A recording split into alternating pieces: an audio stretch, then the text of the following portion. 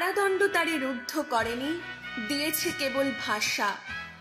জাগরণের এক নতুন আগুন জাগিয়েছে মনের আশা।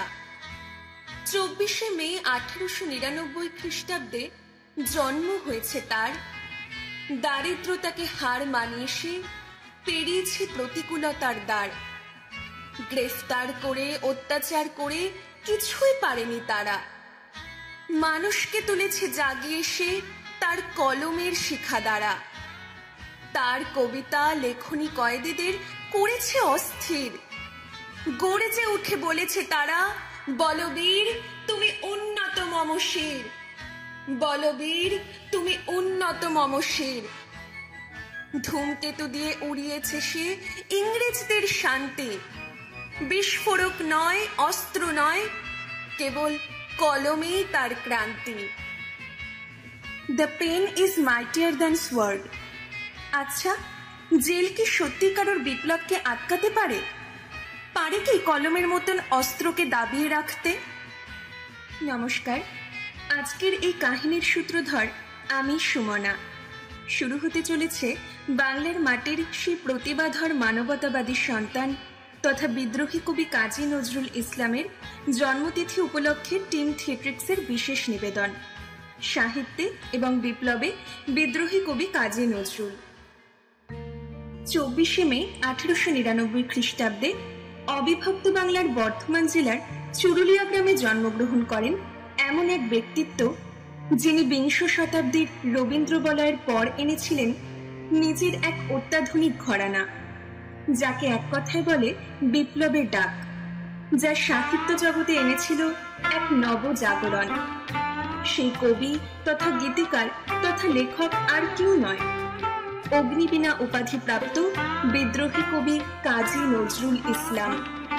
মাত্র 9 বছর বয়সে কবির পিতৃবিয়োগ ঘটে এবং তার জন্য অত্যন্ত দারিদ্রতা তার পরিবারকে গ্রাস করে।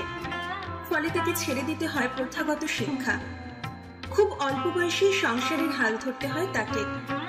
কবি নজরুলের লেখালেখি শুরু শৈশব থেকে, যদিও সংস্কৃতির প্রতি আকর্ষণ তার ছোটবেলা থেকে।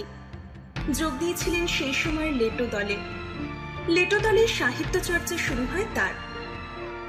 এই দলের হাত ধরেই উনি ভিন্ন জায়গায় যান, নাটক শেখেন ও অনেক গান রচনা করেন তাদের নাটকের জন্য। তিনি এরপর সৈন্যকর্মীতে যোগ দেন ও প্রথম বিশ্বযুদ্ধে অংশগ্রহণ করেন। তবে পরে বেঙ্গল রেজিমেন্ট ভেঙে যাওয়ার ফলে তিনি বঙ্গীয় মুসলিম সাহিত্য সমিতির অফিসে বসবাস শুরু করেন এবং সেখান থেকে তার লেখা পৌঁছে যায় মানুষের কাছে। তার লেখা প্রকাশিত হয় মুসলিম ভারত, বঙ্গীয় মুসলিম সাহিত্য পত্রিকা, উপাসনা প্রভৃতি পত্রিকায়। মোরা একই বৃন্তে দুটি কুসুম, হিন্দু মুসলমান।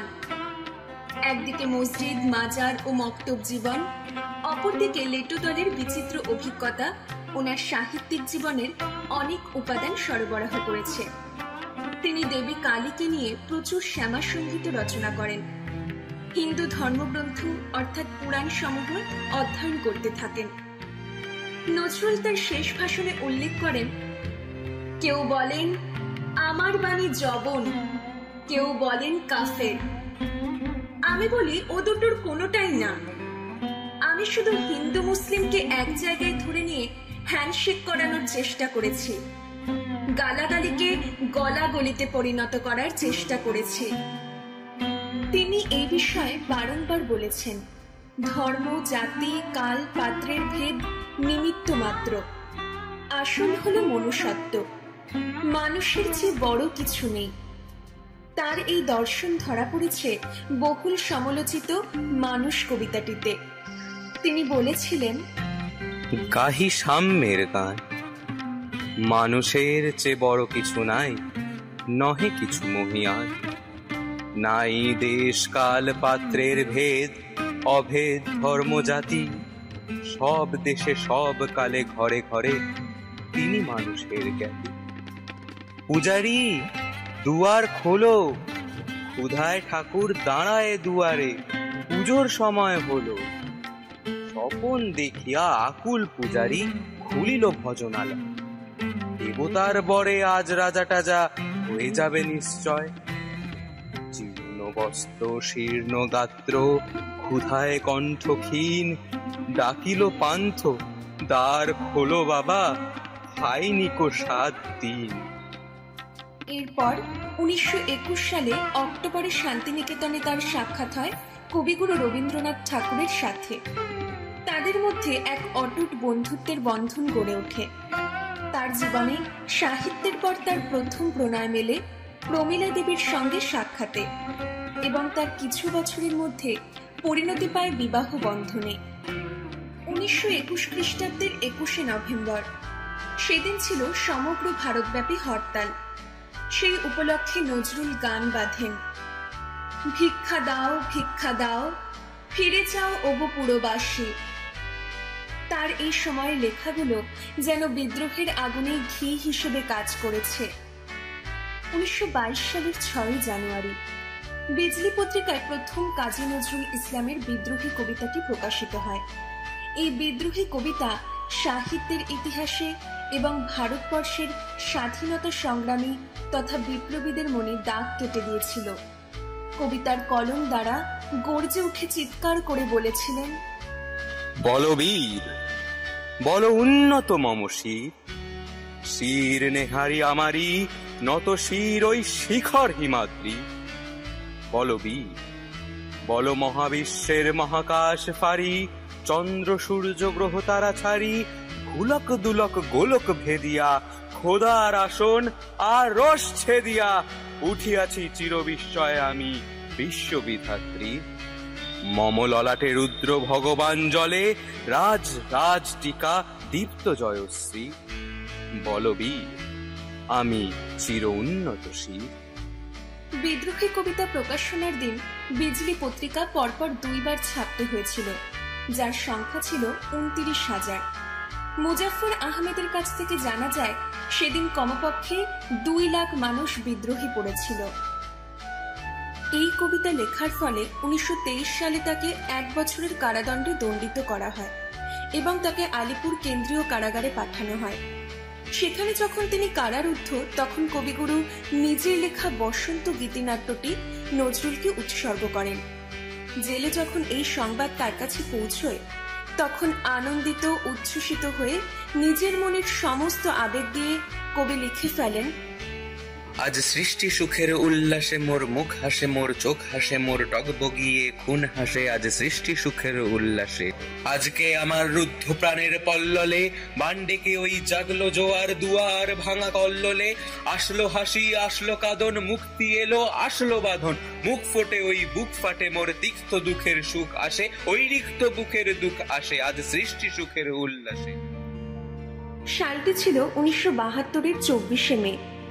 বাংলা তখন বিভক্ত, অর্থাৎ সদ্য স্বাধীন বাংলাদেশ গড়ে উঠেছে। সেই সময় বাংলাদেশের তৎকালীন প্রাইম মিনিস্টার বঙ্গবন্ধু শেখ মুজিবুর রহমান কবিকে তার পরিবার সহ কলকাতা থেকে বাংলাদেশে নিয়ে যায় এবং তার বাকি জীবন সেখানেই কাটে। 1974 খ্রিস্টাব্দে বিদ্রোহী কবিকে ঢাকা বিশ্ববিদ্যালয় দ্বারা DLED উপাধিতে ভূষিত করা হয়। 1976 খ্রিস্টাব্দের 21শে ফেব্রুয়ারি তাকে 21শে পদক সম্মানে সম্মানিত করা হয়। 1976 খ্রিস্টাব্দের 29শে আগস্ট বাংলার মাটির এক অমূল্য সন্তান এবং বাংলা সাহিত্য তথা সঙ্গীত জগতের এক উজ্জ্বল জ্যোতিষ্কের প্রয়াণ ঘটে। বিদ্রোহী কবি বাংলার মাটিকে বিদায় জানিয়ে পরলোক গমন করেন। কবির ভাষায়, মসজিদের ওপাশে আমায় কবর দিও ভাই, গোড়ের থেকে যেন মুয়াজ্জিনের এই মধুর আজান শুনতে পাই। এটাকেই তার শেষ ইচ্ছা বলে গণ্য করে কবিকে ঢাকা বিশ্ববিদ্যালয়ের পার্শ্ববর্তী কেন্দ্রীয় মসজিদের পাশে কবর দেওয়া হয়। কিন্তু তার লেখা, তার সৃষ্ট সুর যেন প্রতি বাঙালির মনে দাগ কেটে যায়। মানুষের জীবন অস্থায়ী হলেও তাদের কাজ এবং ত্যাগ কোনোদিন মুছে যায় না, চিরকাল রয়ে যায় স্বর্ণাক্ষরিত ইতিহাসের পাতায় এবং মানুষের মনের মণিকোঠায় যুগ যুগান্তর ধরে।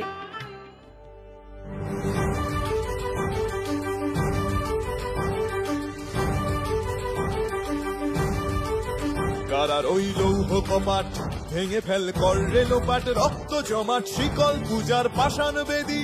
কারার ওই লৌহ কপাট ভেঙে ফেল কর রেলোপাট, রক্ত জমাট শিকল পূজার পাষাণ বেদী।